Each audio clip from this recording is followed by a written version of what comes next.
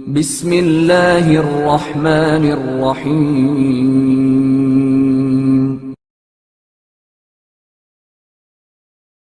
آتا ہے دھن جاتا ہے دھن۔ ایک شخص کہتا ہے کہ ایک مرتبہ میں نے بغداد کی جامع منصوری میں نماز پڑھی۔ نماز پڑھ کر باہر نکلا تو میری نگاہ ایک نابینا شخص پر پڑی جس نے پھٹا ہوا لباس پہنا ہوا تھا اور صدا دے رہا تھا کہ لوگوں مجھے خیرات دو، میں کل تک امیر المومنین تھا اور آج بھکاری ہوں۔ میں نے لوگوں سے پوچھا یہ کون ہے؟ تو انہوں نے بتایا کہ یہ قاہر باللہ عباسی ہے۔ اس وقت بغداد میں 3 معزول اور نابینا عباسی خلفاء موجود تھے، قاہر باللہ عباسی، متقی باللہ عباسی اور مستکفی باللہ عباسی۔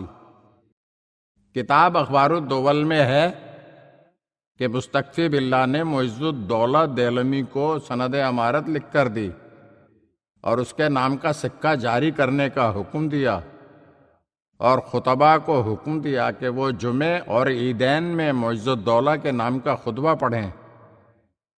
چند دن بعد معز الدولہ کو خبر ملی کہ مستکفی اسے امارت سے معزول کرنا چاہتا ہے۔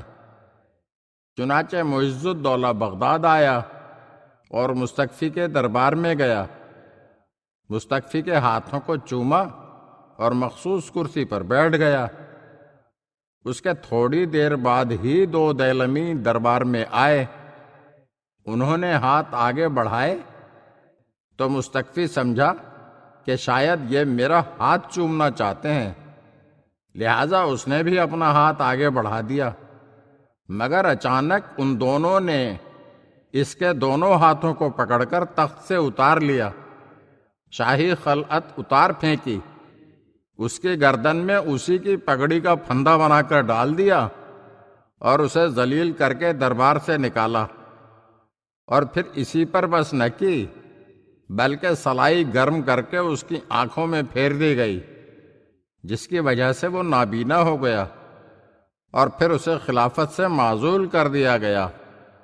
فَاعْتَبِرُوا يَا أُولِي الْأَبْصَارِ، اے آنکھوں والو عبرت حاصل کرو، عبرت حاصل کرو، عبرت حاصل کرو، عبرت حاصل کرو۔ اگر آپ ہمارے چینل کی نئی ویڈیوز دیکھنا چاہتے ہیں تو ہمارے چینل کو سبسکرائب کریں اور گھنٹی کے بٹن کو دبائیے تاکہ ہر آنے والی ویڈیو آپ کو جلد موصول ہو سکے، اور ہاں لائک اور شیئر ضرور کیجیے اور اپنے قیمتی کمنٹ سے ہمیں آگاہ کیجیے۔ شکریہ۔